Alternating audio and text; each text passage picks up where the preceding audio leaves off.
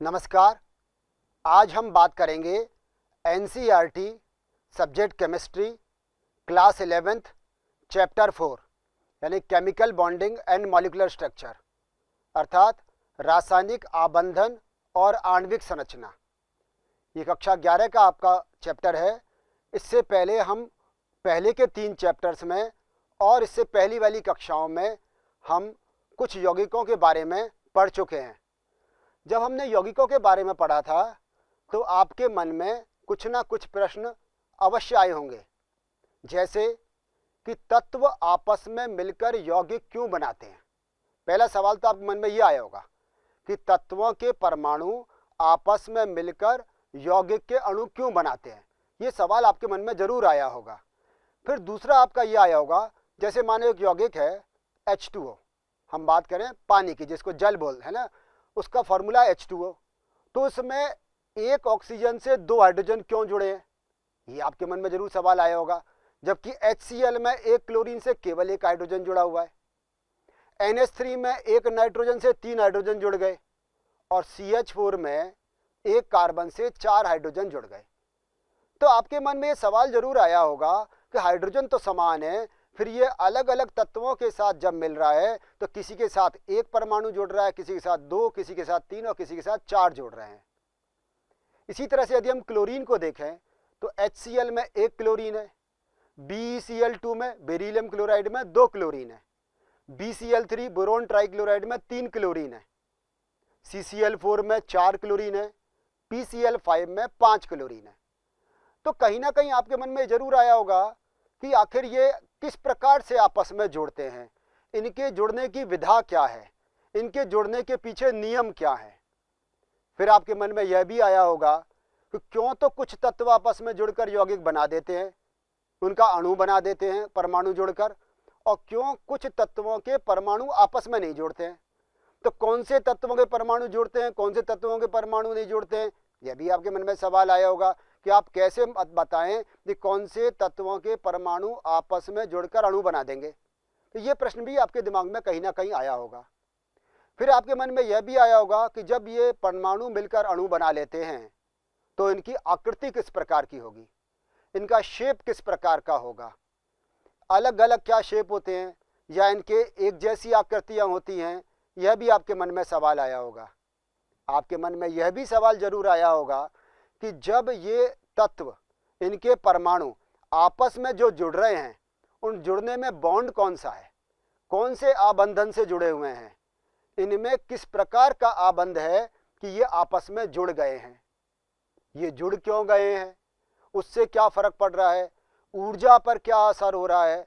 ये सारे प्रश्न आपके दिमाग में जरूर आए होंगे जब आपसे इससे पहले की कक्षाओं में अध्ययन किया होगा केमिस्ट्री में, या फिर इससे पहले के चैप्टर्स जिसको हमने कहा था कि हम परमाणु संरचना के बारे में पढ़ा था या हमने आवर्त सारणी के बारे में पढ़ा था, तो निश्चित रूप से आपके मन में ये सवाल जरूर आए होंगे। तो इन्हीं सब सवालों का, इन्हीं सब जिज्ञासाओं का हम इस चैप्टर में अध्ययन करेंगे। हम ये जानेंगे इस चैप्टर में, या इस चैप्टर को पढ़ने के बाद हम ये जान जाएंगे कि कौन से तत्वों के परमाणु आपस में मिलकर अणु बनाते हैं, कौन से नहीं जोड़ते, किस प्रकार परमाणुओं की संख्या निर्धारित होती है किसी यौगिक में, उनकी आकृतियां किस प्रकार की होंगी, आकृतियों के पीछे जिम्मेदार कौन होगा, ये आकृतियां किन बातों पर निर्भर करेंगी, इनके परमाणुओं के बीच में कौन से आबंधन होते हैं, ये सब हम इस चैप्टर में बहुत गहराई से जानेंगे। तो चैप्टर का जब हम शुरुआत करते हैं, चैप्टर का नाम जैसे मैंने पहले कहा क्या है, रासायनिक आबंधन और आणविक संरचना, केमिकल बॉन्डिंग और मॉलिक्यूलर स्ट्रक्चर। तो जैसे सबसे पहले मैंने कहा हम ये बात करें कि केमिकल बॉन्डिंग है क्या, रासायनिक आबंधन है क्या, रासायनिक बंध क्या है, आखिर ये शब्द का मतलब क्या है, उसको आप गहराई से समझें। रासायनिक आबंध वह बल जो 2 या अधिक परमाणुओं को स्थायी रूप से अणु में बांधकर रखता है, रासायनिक आबंध कहलाता है। इसका मतलब समझिए आप क्या है कि परमाणु आपस में मिलकर अणु बना रहे हैं, वो अणु जिस बल से, जिस बंध से आपस में जुड़े हुए हैं और एक स्थायी अणु बना रहे हैं, वह क्या कहलाएगा, उसका रासायनिक आबंध या केमिकल बॉन्ड कहलाता है। तो केमिकल बॉन्ड क्या हुआ, एक स्टेबल मॉलिक्यूल, एक स्थायी अणु में परमाणुओं के मध्य बल। पहली बात यह दो या अधिक परमाणुओं में इलेक्ट्रॉन के आदान प्रदान अथवा साझे से बनता है। अब ये बनेगा कैसे? मान लीजिए दो परमाणु आपस में जुड़कर अणु बना रहे हैं या दो से अधिक परमाणु आपस में जुड़कर अणु बना रहे हैं, तो इन परमाणुओं के बीच में, इन अणुओं के बीच में या तो इलेक्ट्रॉन की शेयरिंग होगी, साझा होगा, या एक परमाणु अपने बाह्यतम कोश के इलेक्ट्रॉन दूसरे को दे देगा और दूसरा परमाणु बाह्यतम कोश के जो इलेक्ट्रॉन हैं उनको वो ग्रहण कर लेगा। तो या तो इलेक्ट्रॉनों के ये आदान प्रदान से होता है या फिर ये किससे होता है? शेयरिंग से या फिर साझे से होता है। और तीसरा ये, जब रासायनिक आबंध बनता है तो ऊर्जा में कमी आती है।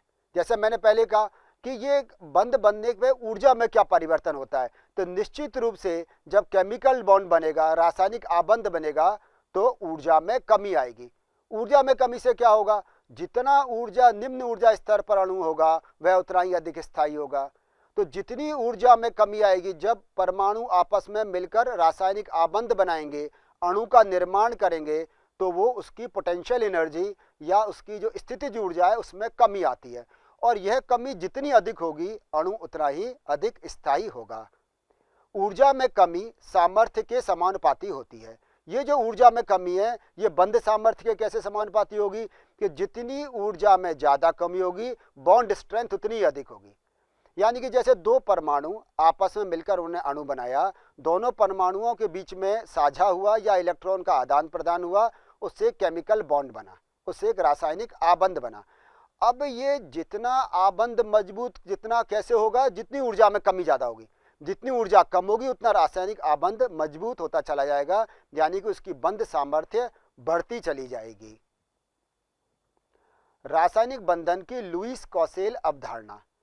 अणु निर्माण में परमाणु के केवल बाह्य कोश के इलेक्ट्रॉन, जिन्हें संयोजकता इलेक्ट्रॉन भी कहते हैं, रासायनिक संयोजन में भाग लेते हैं। इसका मतलब समझने का प्रयास करें। देखिए कि एक कोई एटम है, उसमें बहुत सारे इलेक्ट्रॉन हैं। हम जैसे मानो सोडियम का उदाहरण लें। सोडियम के बारे में आप जानते हैं, उसमें कुल 11 इलेक्ट्रॉन हैं। कितने हैं? कुल 11 इलेक्ट्रॉन। सबसे अंदर वाले कोश में 2 इलेक्ट्रॉन है, उससे बाहर वाले में 8 और सबसे बाहर वाले में 1 है। तो ये जो बाह्यतम कोश का 1 इलेक्ट्रॉन है उसे हम क्या कहेंगे? संयोजकता इलेक्ट्रॉन। और यही संयोजकता इलेक्ट्रॉन रासायनिक संयोजन में यानी कि केमिकल बॉन्डिंग में, रासायनिक आबंधन में भाग लेता है। और भी किसी हम बात कर सकते हैं, जैसे मान लीजिए हम बेरिलियम की बात करते हैं। बेरिलियम का नंबर कितना है? एटॉमिक नंबर उनका 4 है। अंदर वाले कोश में 2 इलेक्ट्रॉन, बाहर वाले कोश में 2 इलेक्ट्रॉन। तो कितने इलेक्ट्रॉन भाग लेंगे? बाहर वाले कोश के इलेक्ट्रॉन, यानी कि 2 इलेक्ट्रॉन भाग लेंगे। तो रासायनिक जो बंधन में भाग लेते हैं संयोजकता इलेक्ट्रॉन, वो कौन से होते हैं? जो बाह्यतम कोश में उपस्थित होते हैं। तो इस लाइन को वापस से पढ़ें और समझें। अणु निर्माण में परमाणु के केवल बाह्य कोश के इलेक्ट्रॉन, जिन्हें संयोजकता इलेक्ट्रॉन भी कहते हैं, रासायनिक संयोजन में भाग लेते हैं। लुईस ने परमाणु में संयोजकता इलेक्ट्रॉनों को निरूपित करने के लिए कुछ लुईस प्रतीक दिए। उन्होंने कुछ लुईस सिंबल्स दिए। उन लुईस सिंबल्स में हमें क्या पता चलता है कि इनमें कितने वैलेंस इलेक्ट्रॉन हैं, कितने संयोजकता इलेक्ट्रॉन हैं। हम द्वितीय आवर्त के तत्वों की बात करते हैं। शुरुआत करते हैं जैसे लिथियम से। आप जानते हैं लिथियम का परमाणु क्रमांक या एटॉमिक नंबर कितना है? 3। अंदर वाले कोश में 2, बाहर वाले कोश में 1, यानी कि 2 और 1। तो बाहर वाले कोश में कितने इलेक्ट्रॉन है? 1। तो यहाँ आपको 1 इलेक्ट्रॉन इसका बाहर दिखाई दे रहा होगा, जिसको संयोजकता इलेक्ट्रॉन कहते हैं। इसी प्रकार से बेरिलियम की हमने बात की, इसका परमाणु क्रमांक 4। 4 में 2 2, यानी कि 2 अंदर 2 बाहर। तो बाहर वाले 2 इलेक्ट्रॉन आपको दिखाई दे रहे हैं यहाँ पर। बोरॉन का परमाणु क्रमांक 5, अंदर 2 बाहर 3, यानी कि 2 और 3। तो बाहर कितने इलेक्ट्रॉन आपको दिखाई दे रहे हैं? 3 इलेक्ट्रॉन दिखाई दे रहे हैं। इसी प्रकार से कार्बन, कार्बन का एटॉमिक नंबर है 6, यानी कि 6 परमाणु क्रमांक है। तो इसका क्या हो जाएगा? 2 और 4। तो बाहर आपको 4 इलेक्ट्रॉन दिखाई दे रहे हैं। इसी प्रकार से 2 और 5 नाइट्रोजन का, तो 5 इलेक्ट्रॉन दिखाई दे रहे हैं। ऑक्सीजन का परमाणु क्रमांक 8, तो इसमें 2 और 6 आपको दिखाई दे रहे हैं। फ्लोरीन का परमाणु क्रमांक 9, तो 2 और 7 इलेक्ट्रॉन आपको दिखाई दे रहे हैं। और लास्ट में नियोन आप देख रहे हैं, इसका जो इलेक्ट्रॉनिक कॉन्फ़िगरेशन है वो 2 और 8 है, क्योंकि इसका परमाणु क्रमांक 10 है। तो बाहर वाले कोश के आपको 8 इलेक्ट्रॉन दिखाई दे रहे होंगे। तो यहाँ जो हमने लुईस प्रतीक लिखे हैं, लुईस प्रतीक में केवल वैलेंस इलेक्ट्रॉन को या संयोजकता इलेक्ट्रॉन को लिखा जाता है। और आप देख रहे हैं कि जब हम एक आवर्त में बाईं से दाएं जा रहे हैं, लेफ्ट टू राइट जा रहे हैं, तो संयोजकता इलेक्ट्रॉन एक एक बढ़ता चला जा रहा है। लिथियम से लेकर नियोन तक 1, फिर 2, 3, 4, 5, 6, 7 और 8 इलेक्ट्रॉन होते चले जा रहे हैं। तो ये संयोजकता इलेक्ट्रॉन है। और ये जो प्रेजेंटेशन है इसको हम क्या कहते हैं, लुईस सिंबल या लुईस प्रतीक कहते हैं। ये सेकंड पीरियड के या द्वितीय आवर्त के तत्वों के लिए दर्शाया गया है। इसी प्रकार से आप अन्य आवर्त के तत्वों को भी दर्शा सकते हैं। अष्टक का नियम, परमाणु का संयोजन संयोजकता इलेक्ट्रॉनों के एक परमाणु से दूसरे परमाणु पर स्थानांतरण अथवा संयोजक इलेक्ट्रॉनों के सहभाजन द्वारा होता है। देखो क्या कहा हमने, इसमें जब परमाणु आपस में जुड़ते हैं, परमाणुओं का संयोजन होता है, तो किन के द्वारा होगा परमाणुओं का संयोजन? या तो इलेक्ट्रॉनों के आदान प्रदान से होगा। एक इलेक्ट्रॉन का एक परमाणु से दूसरे परमाणु में इलेक्ट्रॉन का ट्रांसफर होगा। एक परमाणु से दूसरे परमाणु पर स्थानांतरण, किन का स्थानांतरण? संयोजकता इलेक्ट्रॉनों का, यानी कि वैलेंस इलेक्ट्रॉन का ट्रांसफर होता है एक एटम से दूसरे एटम पर। तो या तो इलेक्ट्रॉन का ये आदान प्रदान हो गया, या इलेक्ट्रॉनों के सहभाजन से यानी कि शेयरिंग से बनता है। अब इसमें कितने इलेक्ट्रॉन का होना चाहिए, वे आगे बात आ रही है। इस प्रक्रिया में परमाणु अपने संयोजकता कोश में अष्टक प्राप्त करते हैं। इसको समझो, देखो इसमें परमाणु अपने इलेक्ट्रॉनों को देकर अथवा लेकर अथवा साझा करके ऐसी स्थिति प्राप्त कर लेते हैं कि उनके बाह्यतम कोश में 8 इलेक्ट्रॉन हो जाएं। फिर समझे ध्यान से बात को, या तो एक परमाणु इलेक्ट्रॉन देगा या इलेक्ट्रॉन लेगा अथवा इलेक्ट्रॉनों की शेयरिंग करेगा, इलेक्ट्रॉन का साझा करेगा। तो कुल कितने दे, कितने ले या कितने का साझा करे? सीधी सी बात है कि उनके बाह्यतम कोश में 8 इलेक्ट्रॉन हो जाने चाहिए, यानी कि वो अष्टक प्राप्त कर लें, वो ऑक्टेट प्राप्त कर लें। प्रत्येक आबंध का निर्माण परमाणुओं के मध्य इलेक्ट्रॉन युग्म के सहभाजन के फलस्वरूप होता है। अब इनमें इलेक्ट्रॉन युग्म का, जैसे उन्होंने कहा, आपस में सहभाजन होगा, मतलब शेयरिंग होगी, और उससे बॉन्ड का फॉर्मेशन या बॉन्ड फॉर्मेशन हो जाएगा। संयुक्त होने वाला प्रत्येक परमाणु सहभाजित युग्म में एक एक इलेक्ट्रॉन का योगदान देता है। ये क्या बात हुई? जैसे मानो एक बॉन्ड बन रहा है, उस एक बॉन्ड के लिए 2 इलेक्ट्रॉन चाहिए। अब ये 2 इलेक्ट्रॉन कहाँ से आएंगे? एक परमाणु से एक इलेक्ट्रॉन आएगा, दूसरे परमाणु से दूसरा इलेक्ट्रॉन आएगा। ये दोनों इलेक्ट्रॉन आपस में मिलकर करेंगे शेयरिंग, और शेयरिंग करने से बॉन्ड फॉर्मेशन होगा। तो बॉन्ड फॉर्मेशन के लिए जो इलेक्ट्रॉन आते हैं, एक बॉन्ड 2 इलेक्ट्रॉन से मिलकर बनता है। ये दोनों इलेक्ट्रॉन एक एक परमाणु से या एक एक एटम से आते हैं। ये हम कोवलेंट बॉन्ड की बात कर रहे हैं। इलेक्ट्रॉनों के सहभाजन के फलस्वरूप संयुक्त होने वाले परमाणु अपने बाह्य कोश में उत्कृष्ट गैस विन्यास प्राप्त कर लेते हैं। आपने इससे पहले वाली स्लाइड में देखा होगा कि नियोन के आउटर मोस्ट शेल में आपने 8 इलेक्ट्रॉन देखे थे, यानी कि उसका ऑक्टेट कंप्लीट था। तो इसी प्रकार से neon, argon, krypton, xenon, radon, या पढ़कर आए, ये क्या हैं? उत्कृष्ट गैसें हैं, या वे नोबल गैसें कहलाती हैं। इनके आउटर मोस्ट शेल में, इनके बाह्यतम कोश में 8 इलेक्ट्रॉन होते हैं। ये स्थायी होती है, और अणु भी स्थायी होता है। परमाणुओं से जब अणु बनता है तो स्थायी बनता है। तो स्थायी बनने के लिए क्या करता है? ये ऑक्टेट कंप्लीट कर लेता है, अष्टक प्राप्त कर लेता है। तो इलेक्ट्रॉनों के साझे से, इलेक्ट्रॉन के शेयरिंग से इसका ऑक्टेट बन जाएगा। यहाँ आप नीचे देखो, आपको 2 क्लोरीन परमाणु दिखाई दे रहे हैं। इनके बाह्यतम कोश में आपको 7-7 इलेक्ट्रॉन दिखाई दे रहे हैं। आप जानते हैं ना, क्लोरीन के बाह्यतम कोश में कितने हैं? 7 इलेक्ट्रॉन है। क्लोरीन का परमाणु क्रमांक कितना है? 17। तो 2, 8 और 7। तो आउटर मोस्ट शेल में कितने इलेक्ट्रॉन हुए? 7। तो पहले वाले क्लोरीन के भी आपको 7 दिखाई दे रहे होंगे, दूसरे वाले के भी 7 दिखाई दे रहे हैं। अब क्या हुआ कि ये एक एक इलेक्ट्रॉन जो युग्मित नहीं है, जो पेयर्ड नहीं है, उसने आपस में साझा कर लिया, और साझा करके बॉन्ड फॉर्मेशन कर लिया। अब जो बॉन्ड फॉर्मेशन में इलेक्ट्रॉन काम आए हैं, वो पहले वाले क्लोरीन पर भी उनका अधिकार है, दूसरे वाले क्लोरीन का भी उन पर अधिकार है। तो अब जब आप देख रहे हैं तो पहले वाले क्लोरीन का भी ऑक्टेट कंप्लीट हो गया, और दूसरे वाले क्लोरीन का भी ऑक्टेट कंप्लीट हो जाता है। तो पहले वाले के नीचे भी 8 इलेक्ट्रॉन लिखा है, दूसरे वाले के नीचे भी 8 इलेक्ट्रॉन लिखा है। इस प्रकार Cl और Cl मिलकर क्या बनाता है, एक कोवलेंट बॉन्ड या एक सह संयोजी आबंध बनाता है।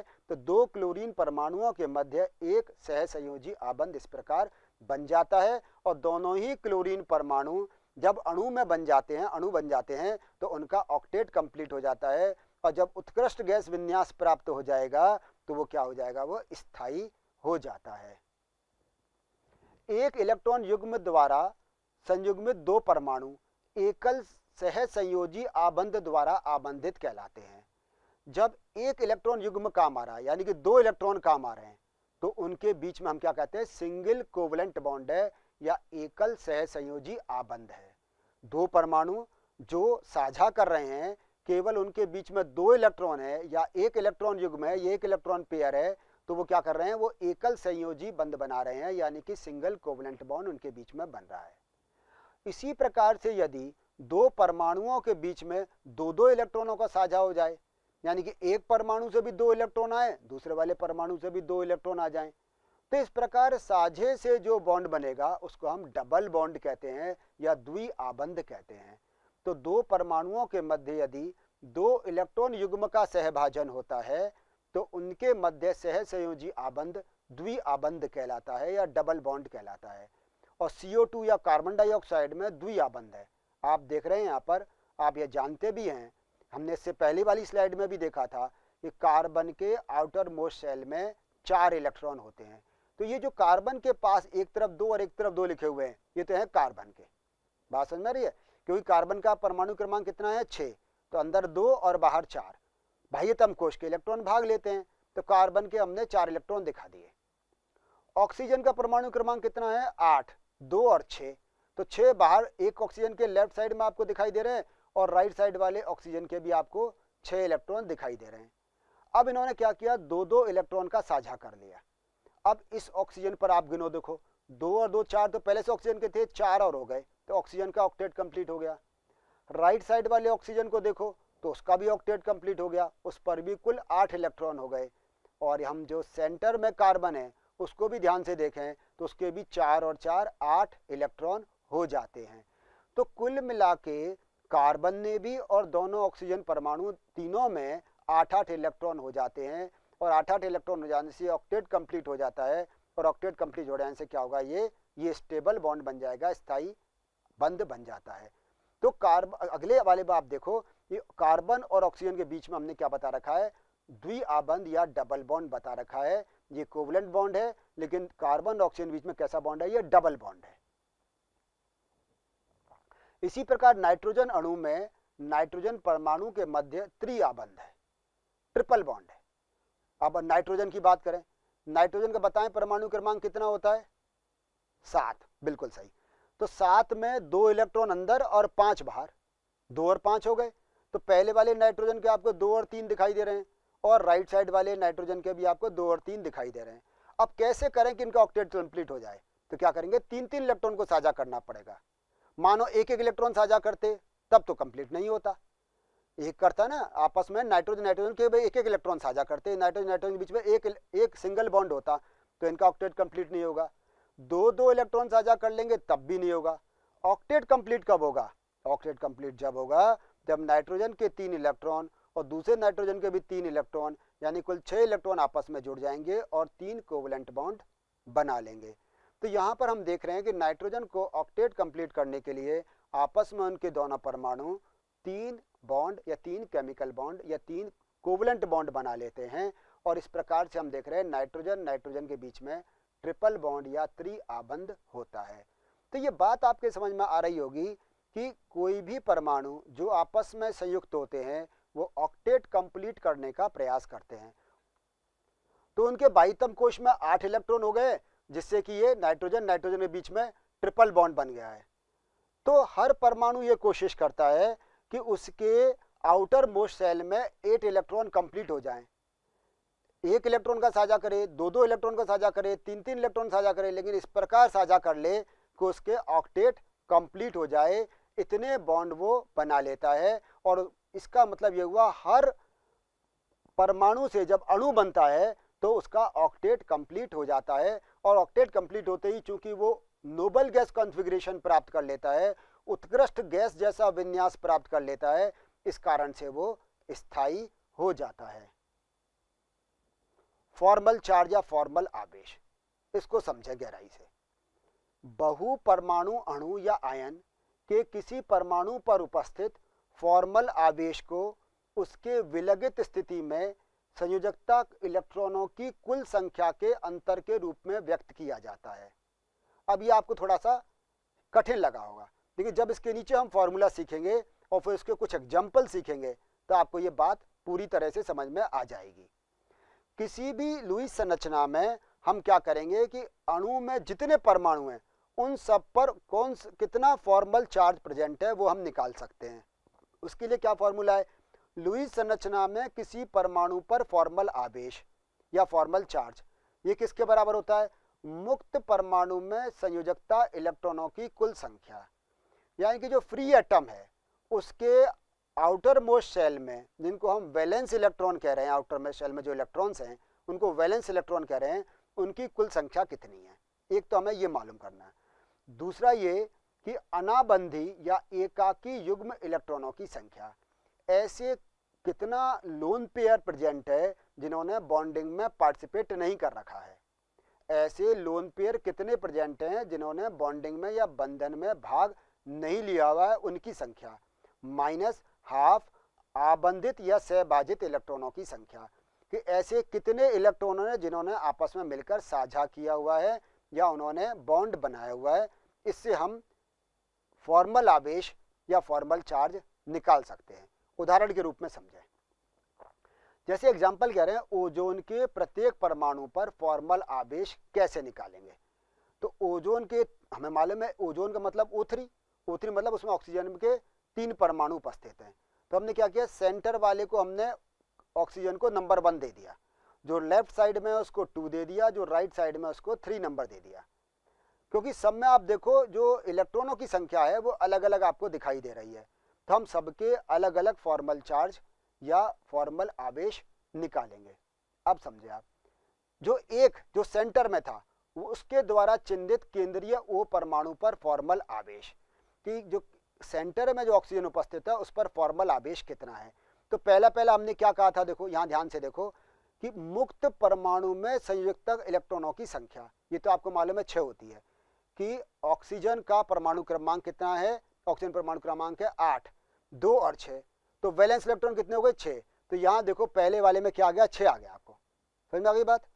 फिर क्या लिखा है, फिर लिखा है हमने माइनस अनाबंधी यानी कि एकाकी युग्म इलेक्ट्रॉनों की संख्या कि कितने ऐसे इलेक्ट्रॉन हैं जो लोन पेयर के रूप में प्रेजेंट है। यहाँ देखो आपका क्या दिखाई दे रहा है, 2 इलेक्ट्रॉन, तो यहाँ लिख दिया हमने 2 इलेक्ट्रॉन।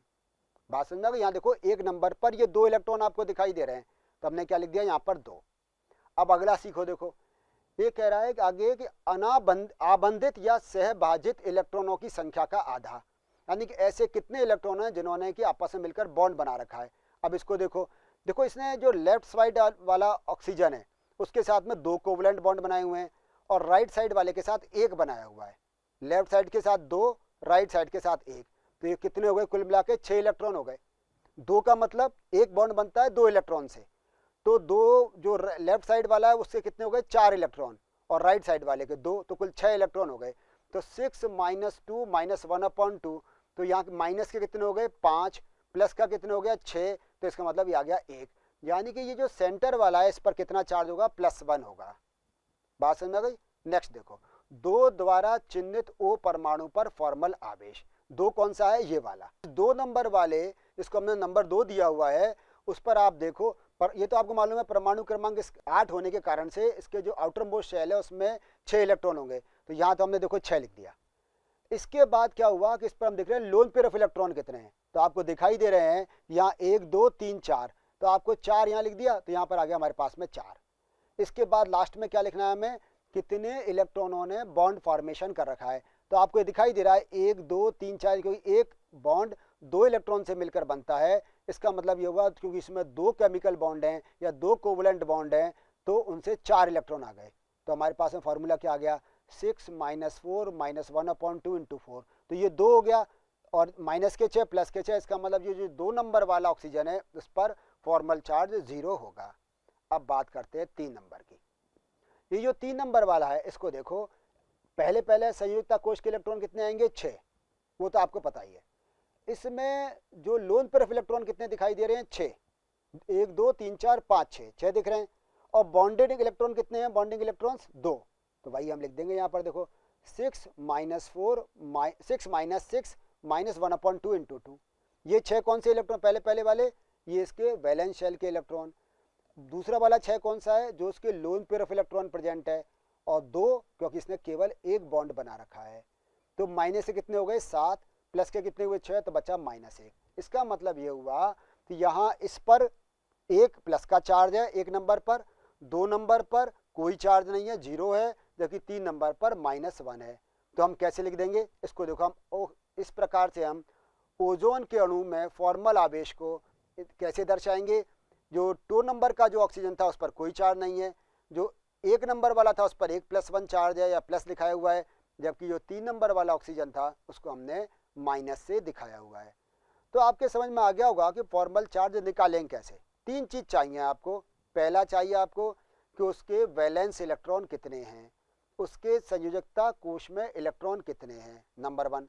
नंबर 2, उस पर लोन पेयर ऑफ इलेक्ट्रॉन कितने प्रेजेंट हैं, उस पर एकाकी इलेक्ट्रॉन युग्मों की संख्या कितनी है, उस पर कितने नंबर ऑफ इलेक्ट्रॉन प्रेजेंट हैं।